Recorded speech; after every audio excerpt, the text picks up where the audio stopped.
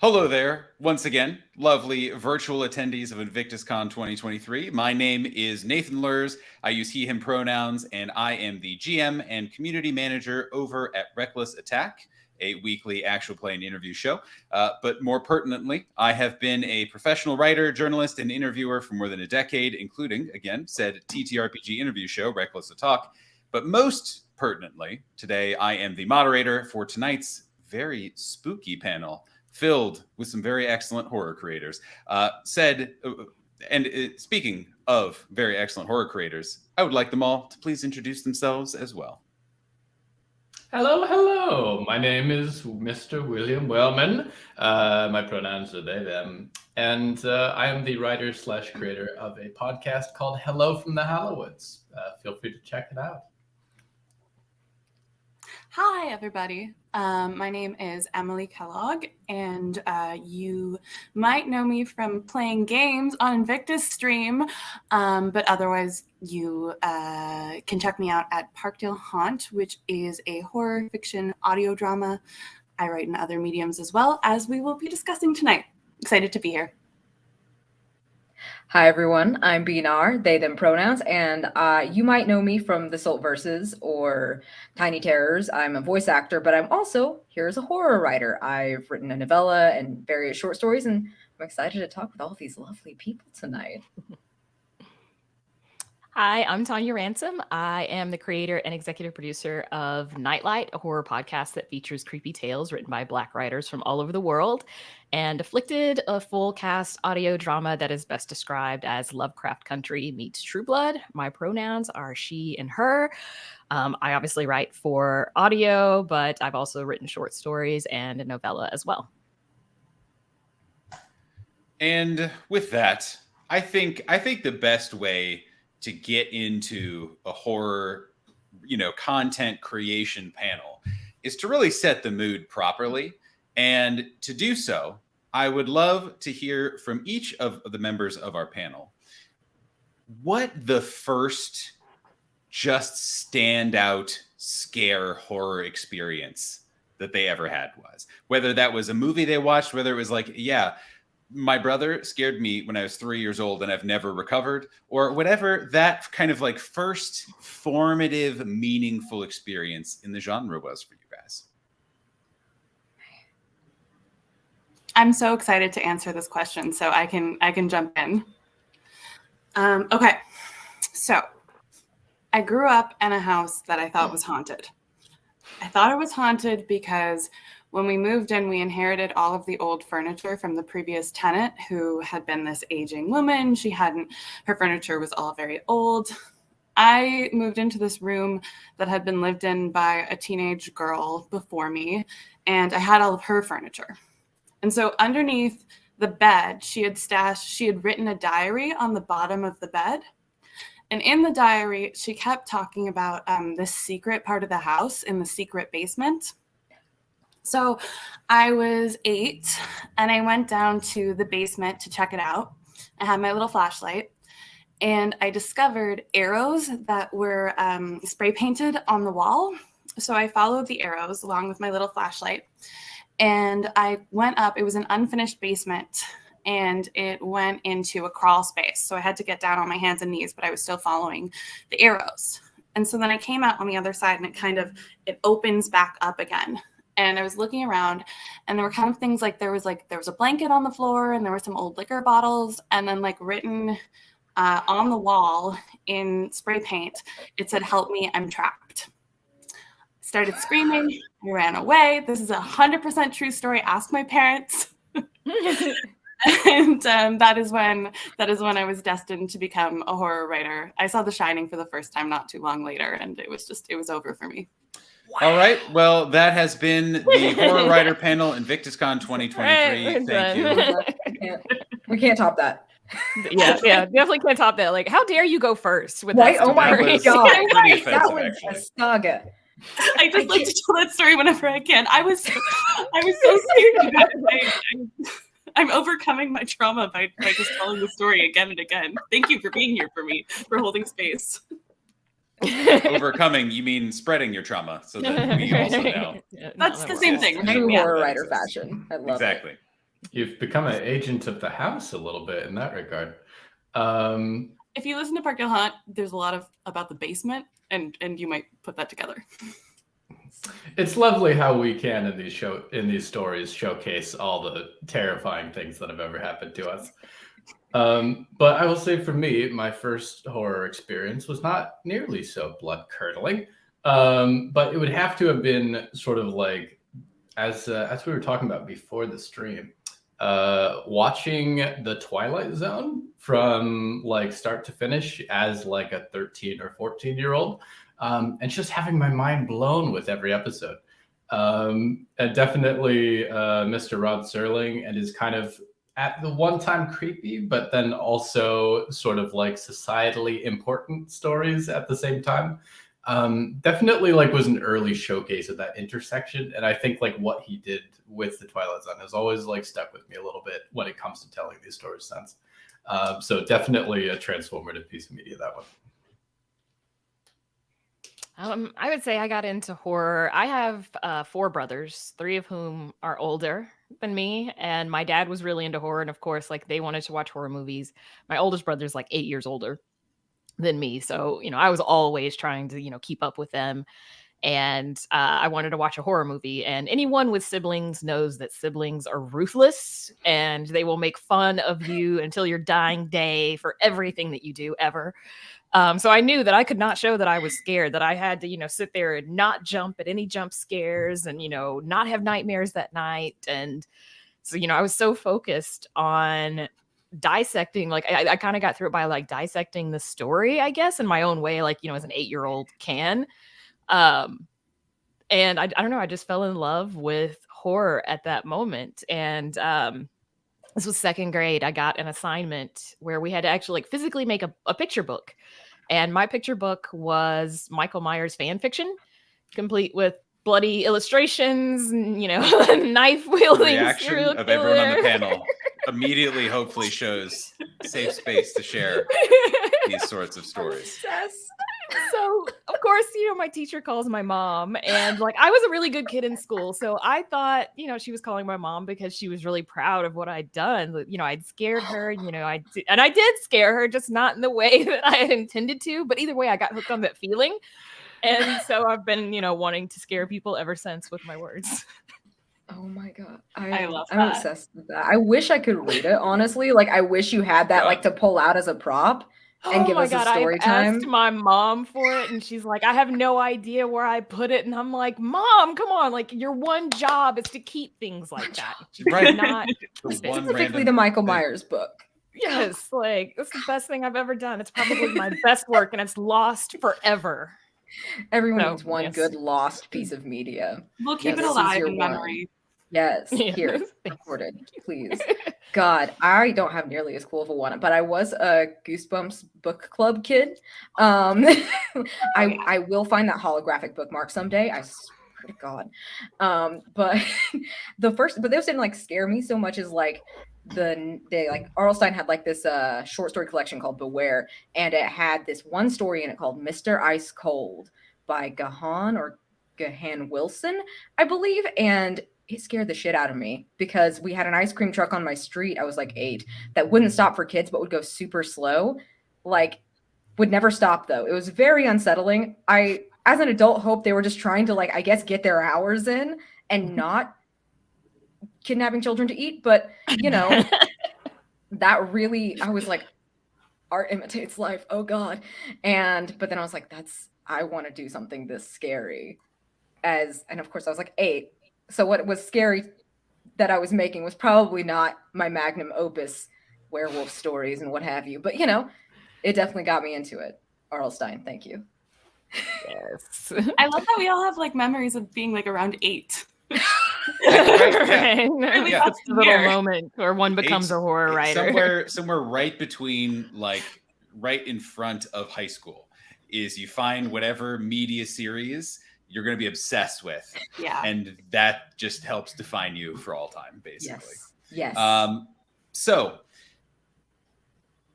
obviously you guys had a nice a degree of spine-tingling horror in your real lives and your fictional kind of media consumption lives, but are producing horror right now. So for you, just kind of speaking broadly before we kind of get into the details of your particular work and just kind of kind of the technicals of it, what about horror as a genre for you to create in and not just consume really speaks to you, or is kind of your genre, and the reason, what pulls to you, what kind of enables the stories that you're able to tell, and why is it something that you're interested in and continue creating for?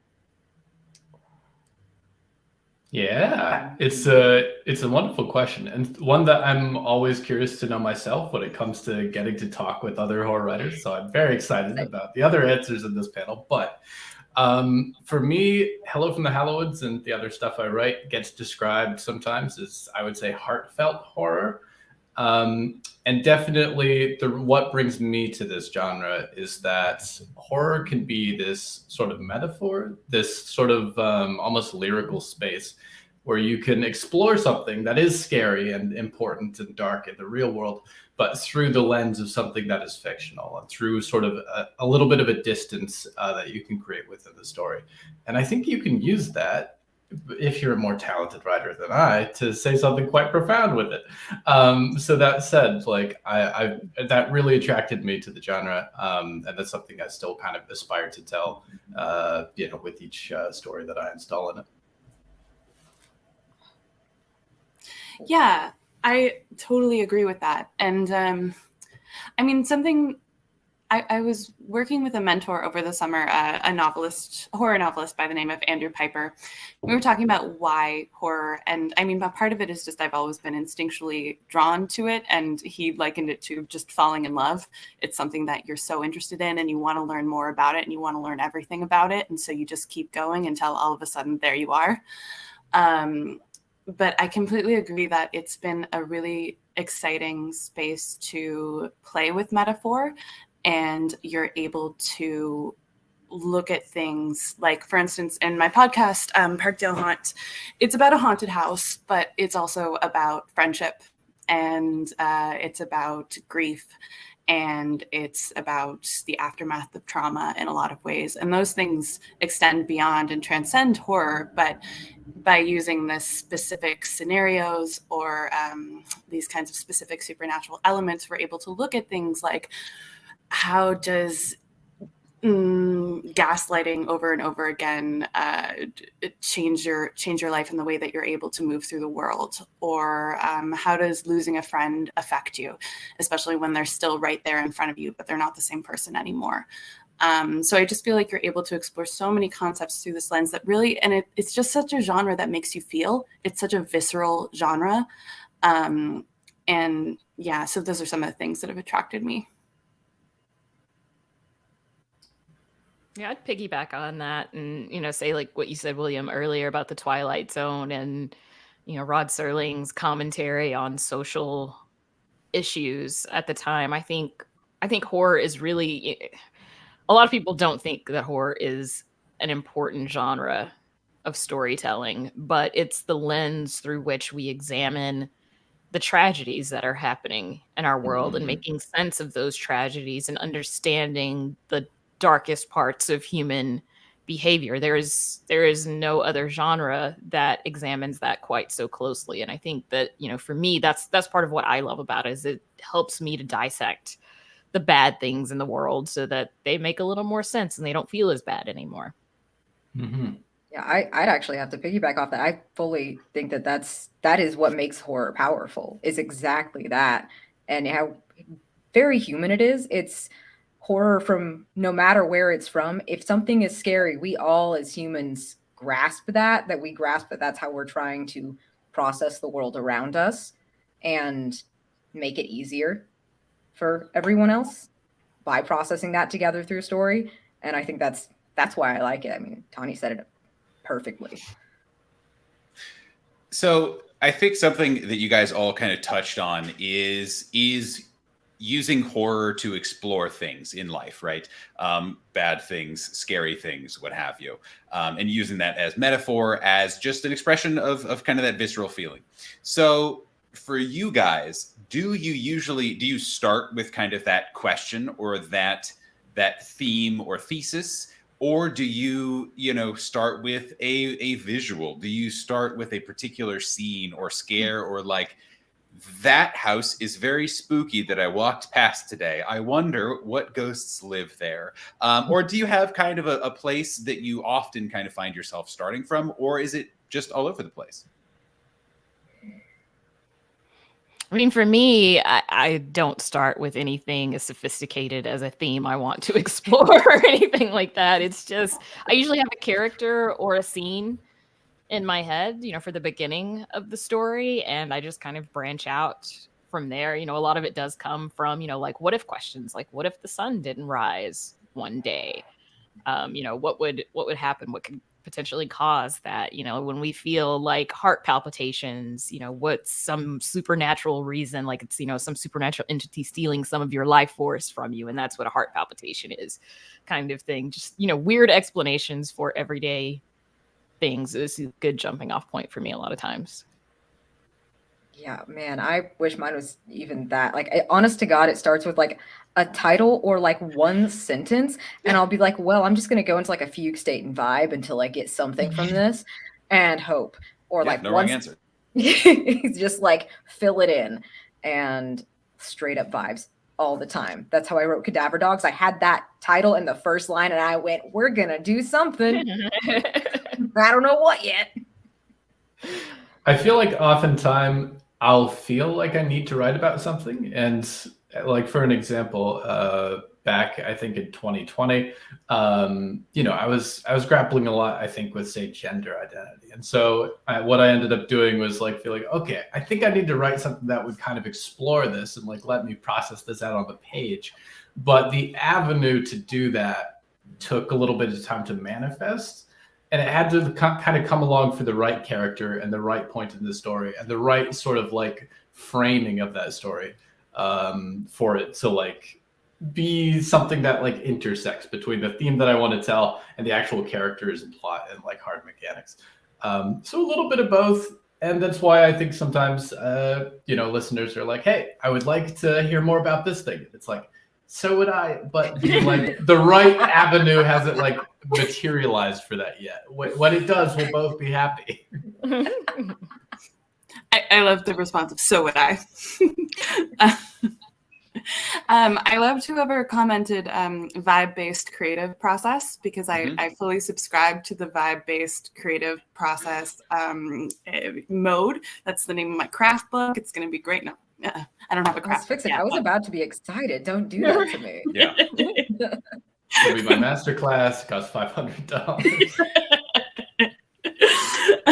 But for me, it usually starts with an image, a really kind of striking image that just sticks with me. So my novel in progress that I'm on the second draft of it's a possession story, and it started with this image of just someone feeling like they're possessed and trying to physically carve the thing that's possessing them out of their body. And so everything is kind of stemmed from that, like just being at war with your own body and trying to cut something out. For Parkdale Haunt, it actually very much did start with I walked by a house and I was like, ooh, that's a spooky house. And I, snapped a photo, and then I was having beers with my very good friend and creative partner, Alex Nursel. And I was like, hey, pretty spooky house. What do you think happened there? And then we just, and there so was Parkdale Haunt was born. There's a lot more to it, but that was a part of it. And Alex and I, in our writing process, we often just talk about what scares us. We're literally just like, what are scary things that scare each of us? And then we make a list, and then we're like, okay, let's go from there. And I think that there's a lot of interesting things to be learned in why something scares you. And I think that, like, coming back to this whole idea of horror as social commentary, I think that there is so much to be gleaned in why does something scare us?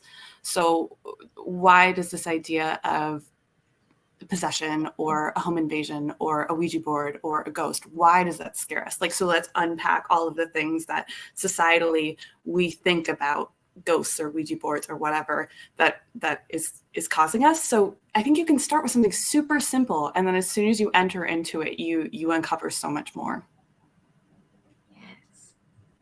Yeah, and I asked the question in part just because I thought it'd be interesting, but also because I know a lot of people, it's kind of the idea of creating anything is very large. It's like, oh well, obviously I have to have my thesis up front, or I have to have this, or I have to pretty much have it all outlined in my head before I even start writing it.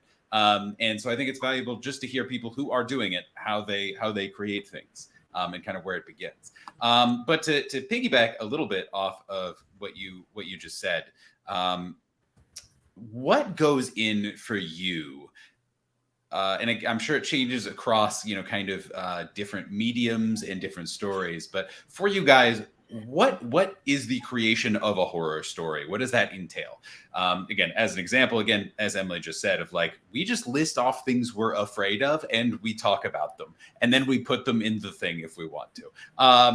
And so what is there any kind of structural things that you either rely on or find yourself kind of turning back to as you're assembling, kind of taking vibes, taking spooky houses, taking whatever it is that you want to explore, and crafting it into an actual narrative instead of just a spooky title, instead of just a spooky whatever? Kind of what goes into that for you? What's important to you? What have you found helpful? There's a sound of like a lot of internal gears just sort of turning. How do I do things? And I think the knee-jerk instinct, like for almost any writer, I would want to say, is that this is not something that they usually like think about. But then I think if you had to describe it, everyone's process is going to look a little bit different. I think depending not just on the medium, but like on what kind of story they're trying to tell.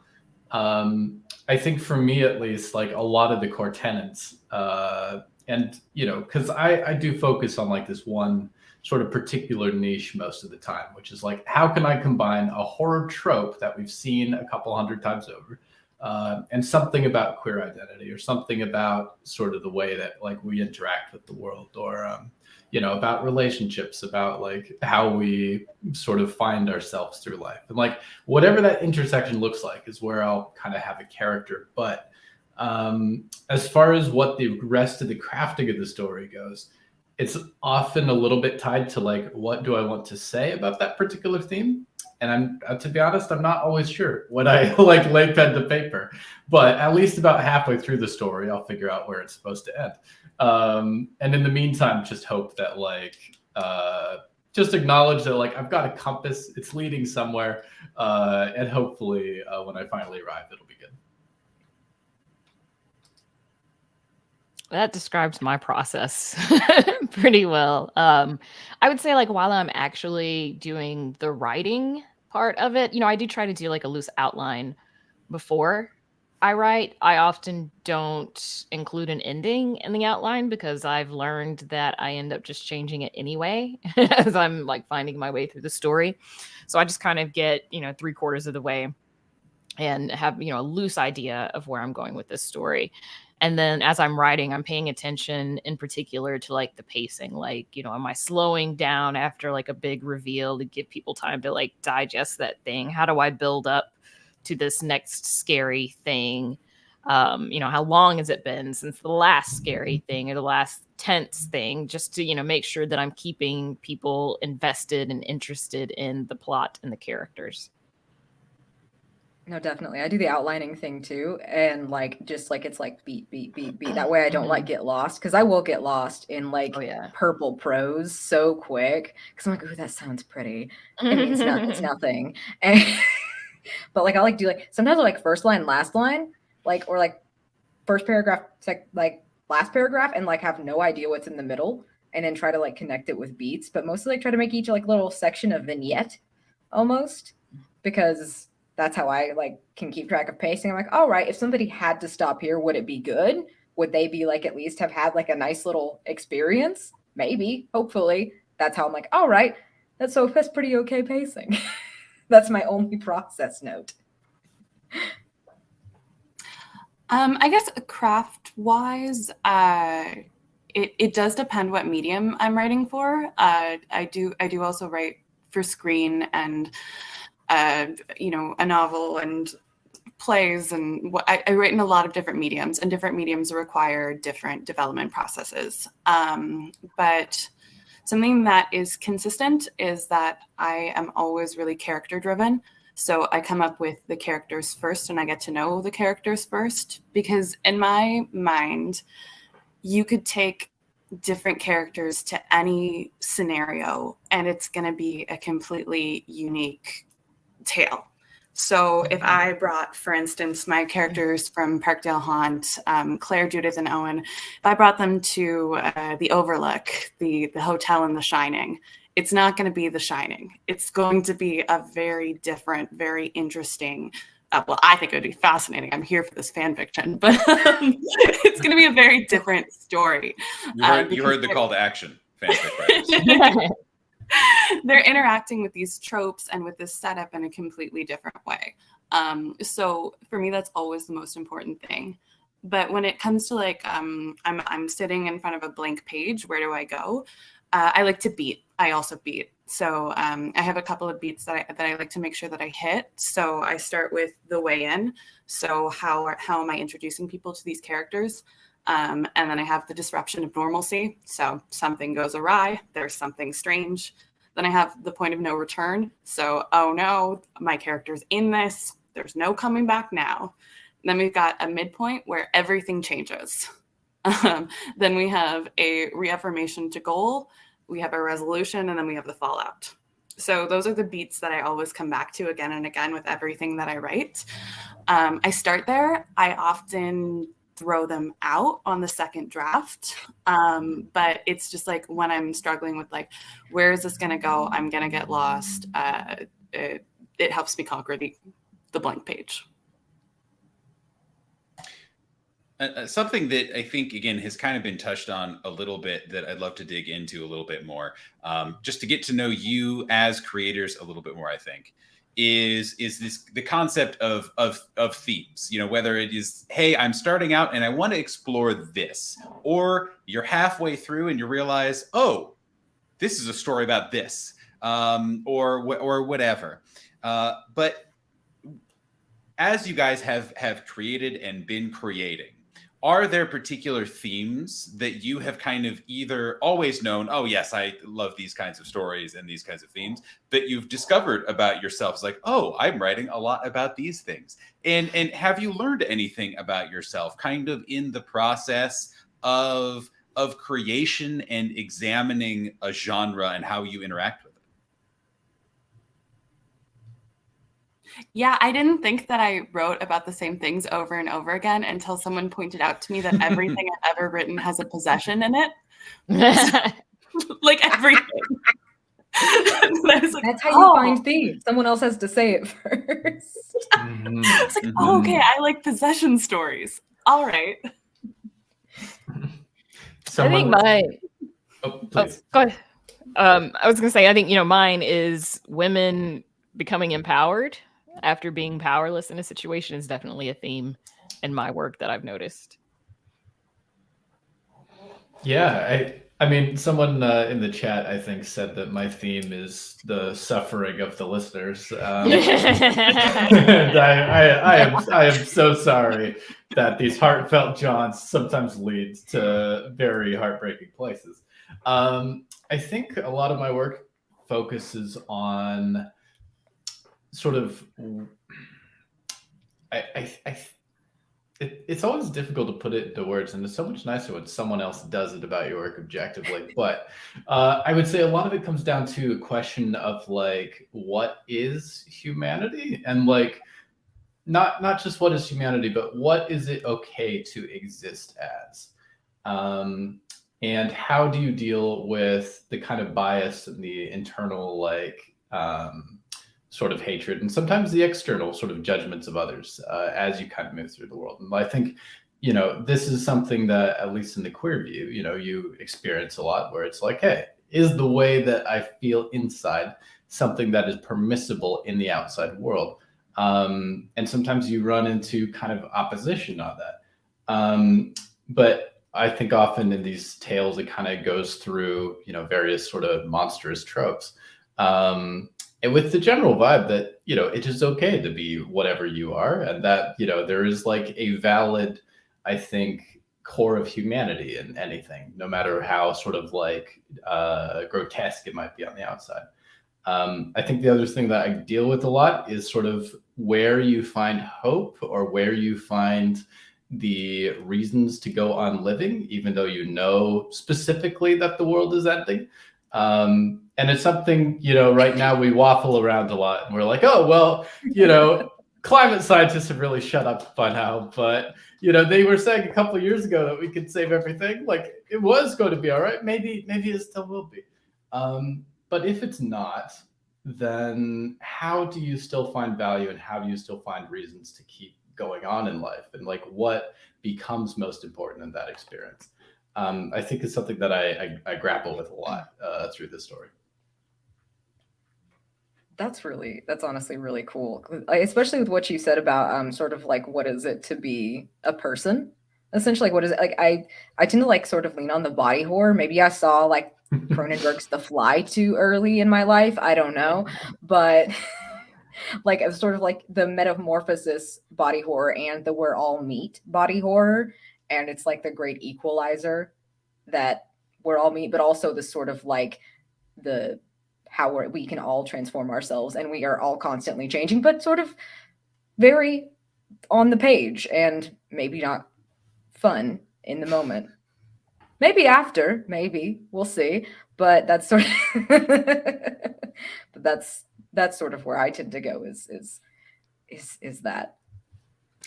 Another thing that you guys kind of talked about that kind of got gears turning for me is the question of uniqueness, where horror has tons of tropes for good and for ill, and has tons of content out for it, has tons of structure for it, there's monsters of all sorts, there's another possession story, etc., etc. Do you guys feel pressure as writers to be unique in your story? And if so, how do you grapple with it? Or if not, how do you keep that at bay? And can you bottle it and maybe sell it for a high markup and sell to others? So I very strongly feel that uniqueness is overrated. I like to think that my work is all in conversation with the horror genre. So I'm in conversation with, the creators who have been creating before me and the creators who will be making after me.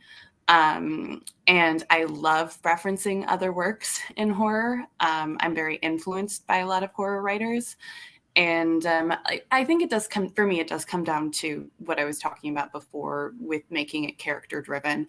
I think that if you have characters who are fully fleshed out and three-dimensional, they're going to act in a different way than any other story that came before. So I don't get too worried about concepts or whether it's completely new. I think by focusing on just making a good story with great characters, it'll be fine. If I could butt in as well, this is something that I also feel rather strongly about, which is a lot of times, and I've ended up at various points sort of talking to new writers and being like, hey, here's how you might try and get your first story out there. And many of them are very preoccupied with, oh, what if someone's already done my idea? And like, they've already done it and it's done. And now my idea, I have to scrap it and go find something else that I can do.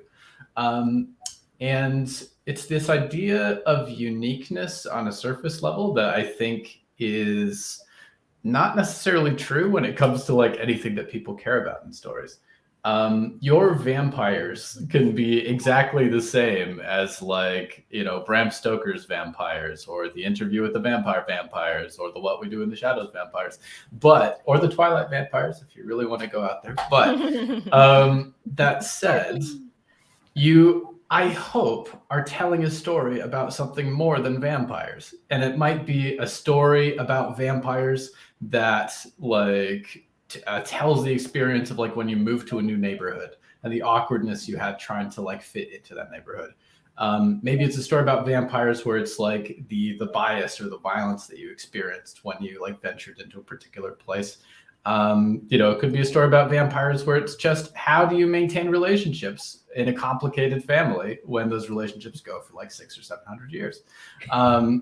And so like, no matter what the surface level trope is that you're working with, the heart of your story should be something that is unique to you and that nobody else could tell because no one's been through your life.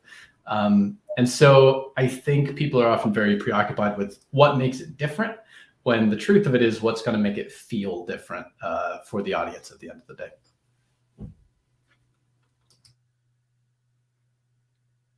They are your vampires, So true. Anything to add? Man, that was really good. I mean, honestly, like I have the feeling of like you could give the same prompt to 100 people and it'd be 100 different stories because you're all different. So that's my only thing to add is that like I think inherently it's going to be unique. Yeah. I mean, I definitely try to be unique in my work, not necessarily like I'm going to make up a whole new like class of vampires unique, but more like how can I approach this story and subvert a trope, or how can I change the perspective of this story? Like a lot of my writing, the perspective is from the monster in the story so that it kind of like, it gives us a different story than we would typically have, with the hero as our main character. So yes, I do try to be unique. I want to make people think with my work. And I think in order to make people think, you have to do something or, at least look at things in a way that other writers haven't done before. So someone it flashed on the bottom there talking about marketing horror stories and just marketing in general. And I think that's especially an interesting thing for horror to a certain extent, because I feel like there is a lot of pressure to hide all the twists and turns and the scares and the reveals and the drama and the this, but it's also so vibes heavy and so, so communicable, I guess, with a relatively short, like, here's the kind of story that you're in for.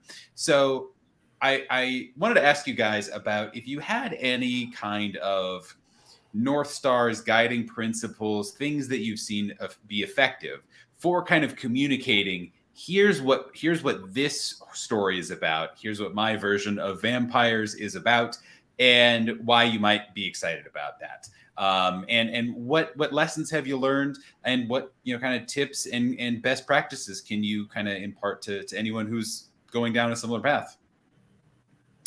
Well, my career was in marketing, so I guess I will take a stab at this question first. So specifically, I started off doing a lot of data analysis in marketing, understanding like what people tend to engage more with. And then eventually I moved into product marketing, which is basically just like, how do I position this product so that people want to buy it? I worked in tech, but like all of that stuff still applies to your story. Like when you're marketing a product, regardless of what that product is, you have to have like some sort of differentiator.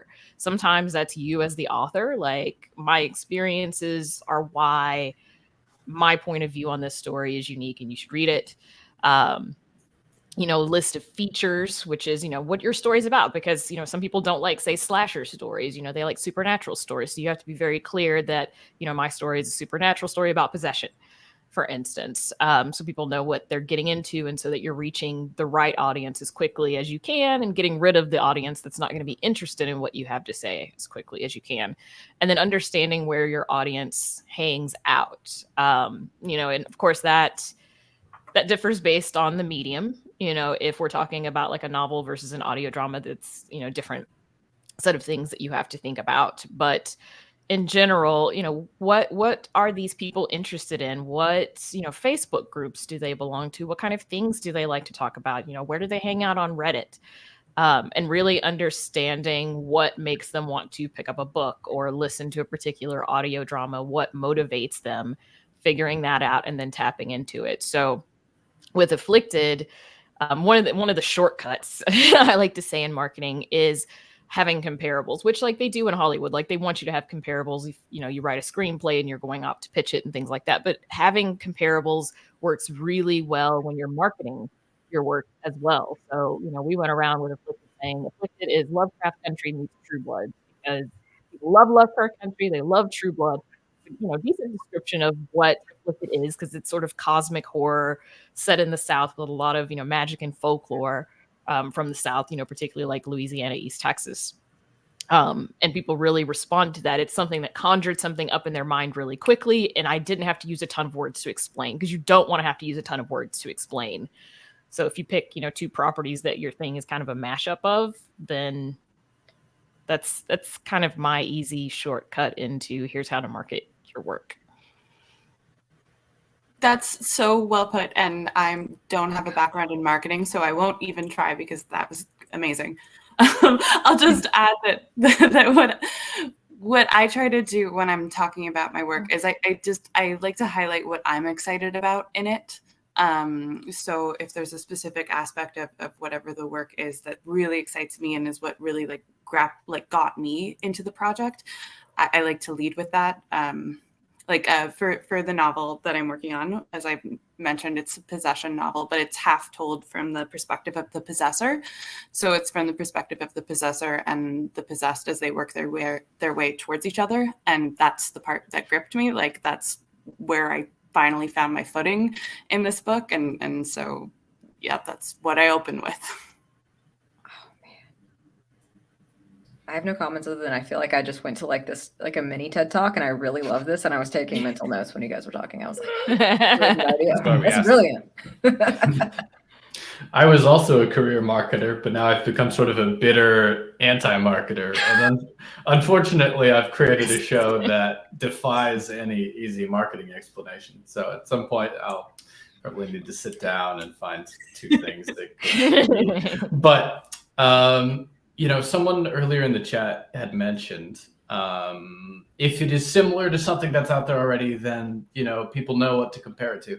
And I say on the one hand, yes, but on the other hand, I think there's a real danger in trying to write for the market, because if you are trying to write what you think people want to hear, then you're always going to be kind of a step behind wherever the current spirit of the age is. And then also, I think there's sort of a lack of meaning that's going to come through in those stories. They will be stories. They will exist. They will have characters. They will have plot structure. But I think that whatever internal core of a story drives people to it might be lost. So I think start by writing for yourself and tell whatever it is you want to say. And if you are lucky, some people out there might resonate with it, and you might discover, other people also feel this way and want to hear about these things. And it is then a question of okay, this is a story I want to tell. How can I describe that in language that is easy for people to parse, and what will bring the right audience to this story? Is the way I now approach it when it comes to trying to market this thing. As we kind of start to move, unfortunately, in the back quarter of this, which seems impossible, there's kind of one more technically, or at least kind of mindset question that I kind of want to get from you guys. So again, with the usual caveats of knowing that it changes from story to story and genre to genre and medium to medium. Do you guys, especially I'd imagine when you're looking at a second draft or even putting together an outline or kind of visualizing those scenes, do you have any best practices in terms of pacing where, okay, when's the right time for a slow burn? When's the right time for we need to hit a big scare here, or need some ambiance, that kind of stuff? Is it really just kind of your personal tastes and what feels right, and you've kind of developed by creating and consuming? Is it a little bit more structured? Is there kind of some things that I always try to do this, and if I don't, it's intentional?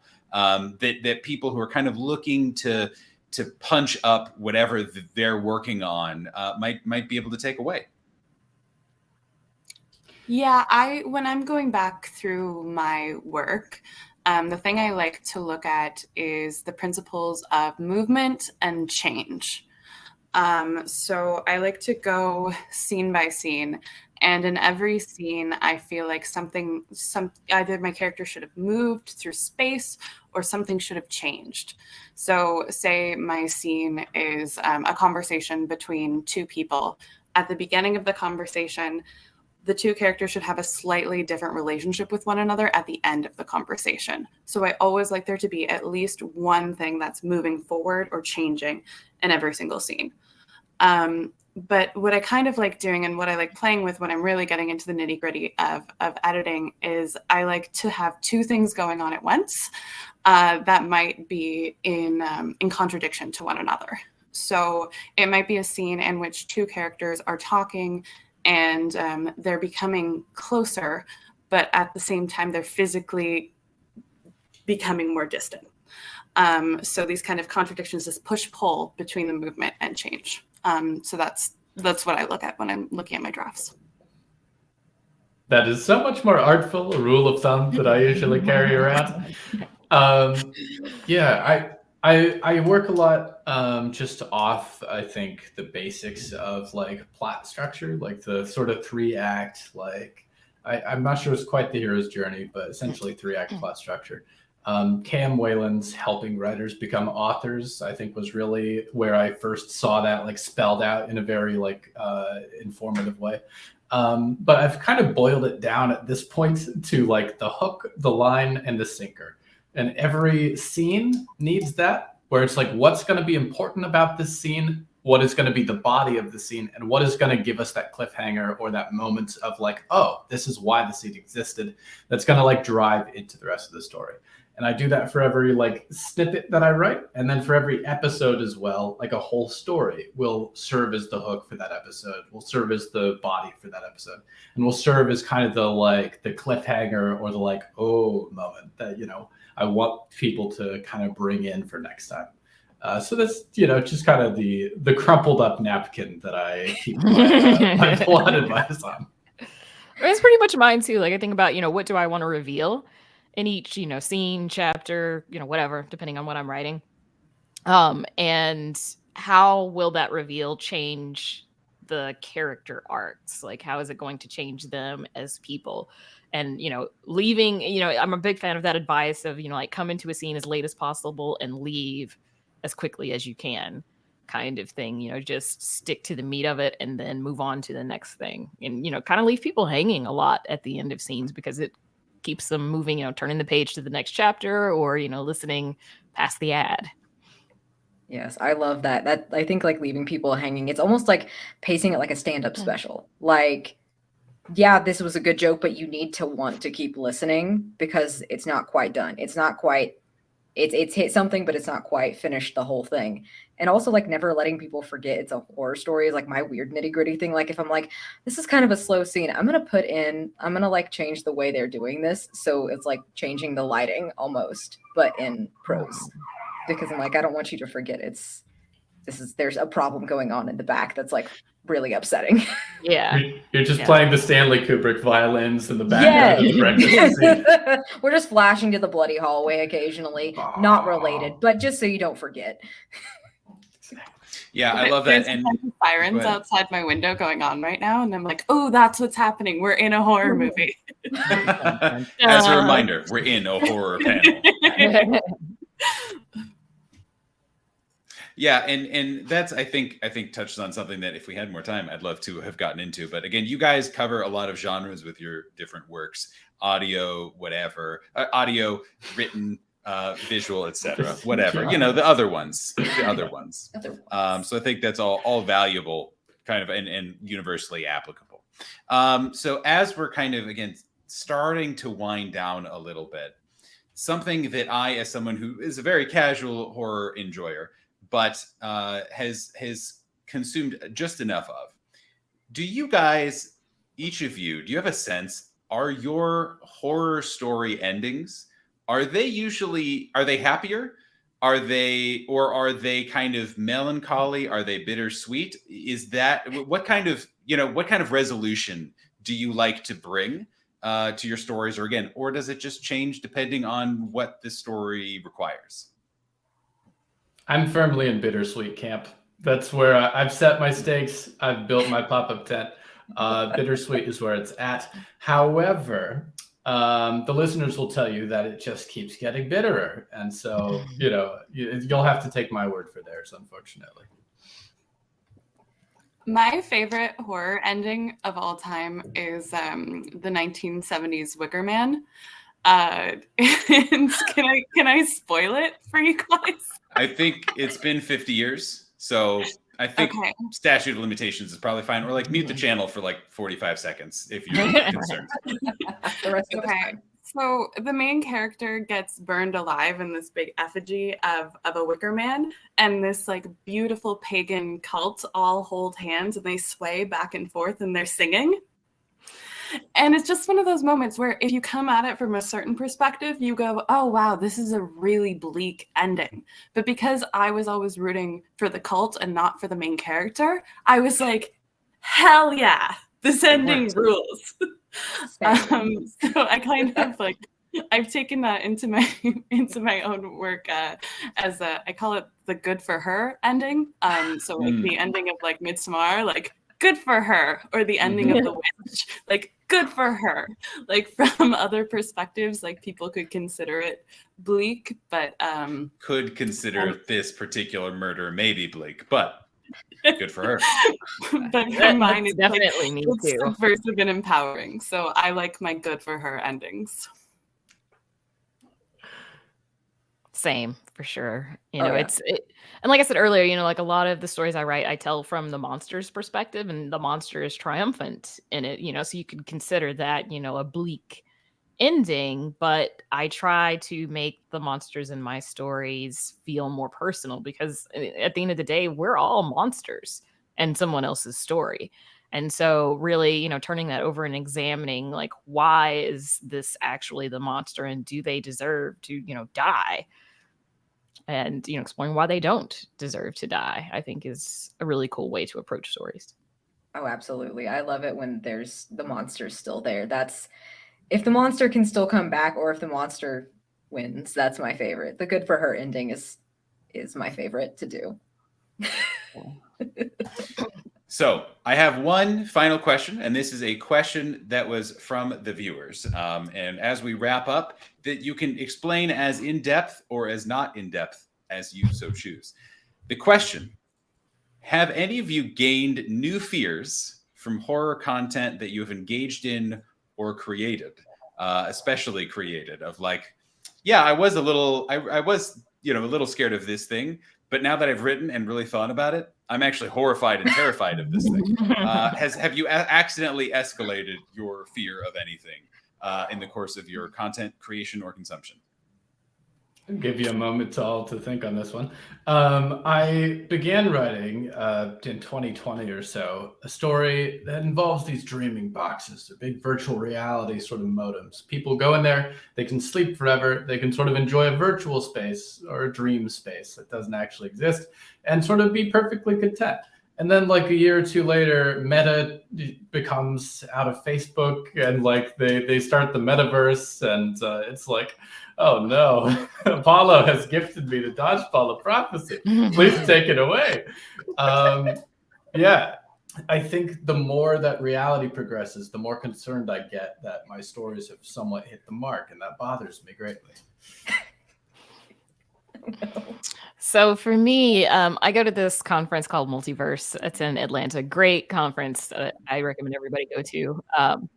And each year I give a talk about some aspect of monster biology. So like if vampires were to exist, how would they work, in reality? Like how would their biology work? Like, fun fact, they can't drain a body. Their stomachs would burst because the stomach capacity is much less than the volume of blood in a typical adult body. Anyway, one year I did zombies and how zombies would exist in the real world, and talked a little bit about cordyceps, fungus and things like that. That's terrifying on its own, because it's smart enough to know if fall is coming. And so these infected ants, when they're, dead and they're being puppeted up so the spores can spread, if fall is coming, they actually just perch them on the fungus perches it on a stem instead of on a leaf to ensure that the spores are going to spread more rapidly. So the fact that fungi, whatever, are so intelligent is frightening to me.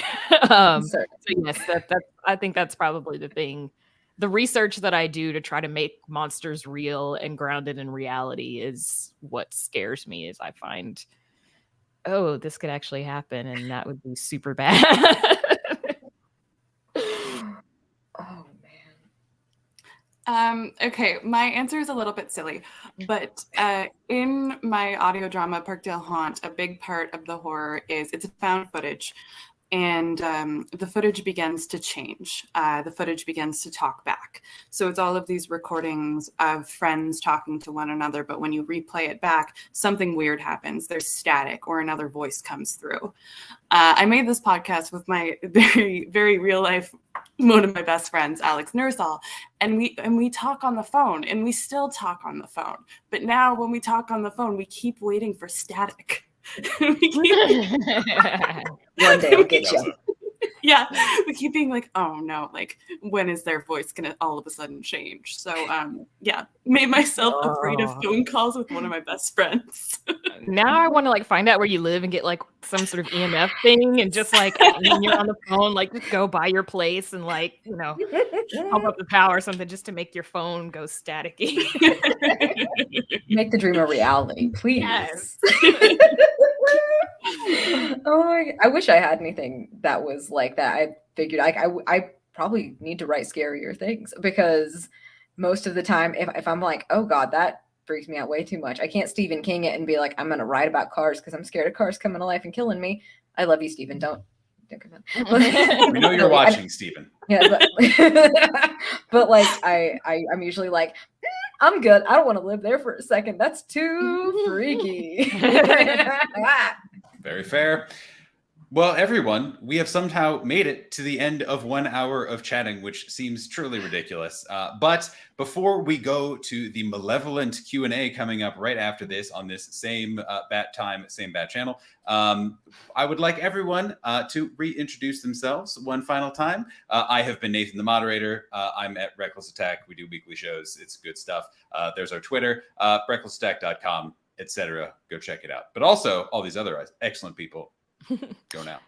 Tonia Ransom, podcast creator of Nightlight and Afflicted. I have a novella called Risen that is out that you can buy, and you can find me at Mystifying on pretty much all the social channels. William, also a writer, creator of Hello from the Hallowoods, and we have a live show / Streaming for Survivors fundraiser tomorrow night at about the same time. So go find us online somewhere and tune in for that. See you. Thanks for having me. I'm Emily Kellogg, and if you haven't yet and you want to listen to my podcast, it is Parkdale Haunt, or follow me on social media where you'll find me complaining about writing and how hard it is, and you'll find out first about my next projects. Oh, this has been lovely. Everyone here is delightful. You can find me literally on every website at Sassy Lich because I love the branding. It's terrible.